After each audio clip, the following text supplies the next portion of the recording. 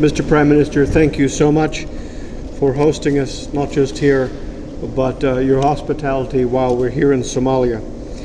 Today is an important milestone in the partnership between the United States and Somalia. Just hours ago, I formally opened a new USAID mission here in Mogadishu. This is the first USAID mission in Somalia in nearly 30 years. This inauguration is not only a symbol of the strengthening ties between our two countries, but it is also a symbol of Somalia's progress. We open this mission because the people of Somalia and the leadership of Somalia have shown a commitment to pursuing a more citizen-centered, more resilient, and more self-reliant future. And at USAID, when we find leaders who are willing to take on the tough choices and the reforms that are necessary to pursue self-reliance, then we want to walk with them along the way. And that is what opening a mission is all about.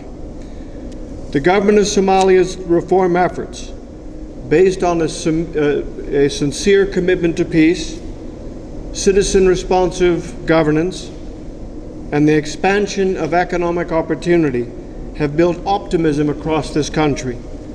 There is optimism that a brighter day lies ahead. I am delighted to be part of today's special ceremonies, and I am hopeful that this small step that we have taken will continue to build this positive momentum and preserve hard-won development gains. Of course, it is the people of Somalia who also deserve credit for the progress that we are seeing. Earlier today, I attended a trade symposium showcasing small businesses here in Somalia that are supported by USAID. It was at that session, that symposium, that I caught a small glimpse of Somalia's vibrant private sector and the future that can be. I met young Somali women, engineers, who are involved in the energy sector and who are working on renewable energy. They were excited about the possibilities, and they were inspirational to me.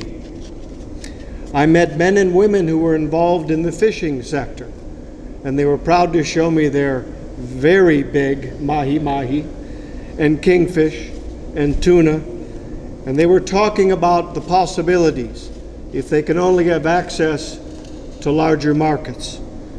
Those are steps that we look forward to supporting. Those are businessmen and businesswomen with whom we look forward to working.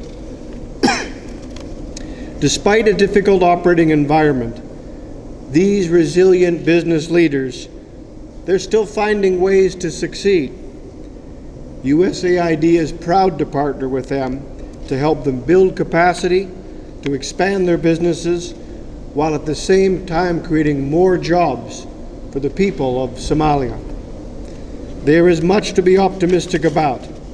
The Prime Minister and I also, however, have discussed the many challenges that we know lie ahead. And those challenges are not simply related to security. Somalia's young democracy requires further nurturing. The upcoming elections are a historic opportunity to enshrine the principles of democracy and to bring true representative government into play, not just for now, but for the generations to come. This includes free and fair elections and the peaceful transition of power.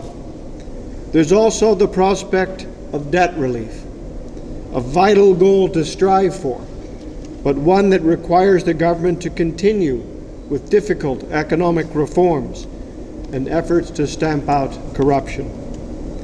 Many Somalis are also facing severe food insecurity, as we know, and this is caused in part by ongoing drought and conflict. In response to this alarming food insecurity, today I am announcing $185 million in humanitarian assistance here to provide life-saving food, water, and health care to Somalis in need. As the world's largest provider of humanitarian aid to Somalia, we are proud to stand with them and their leaders in this time of need. But we are even more excited about working with the government to build resilience so that Somalia can one day better withstand future shocks on its own. Clearly, Somalia faces a number of obstacles. The road ahead is not an easy one, and there will be more difficult choices that must be made. But the foundation for a brighter Somalia is clearly being built. And today, with the opening of this mission, after 3 decades away, we have taken together, I think, another important step forward. Mr. Prime Minister, it is an honor to be here. The United States will continue to stand with you and to work with you and the Somali people towards a more stable, democratic, and yes, prosperous future.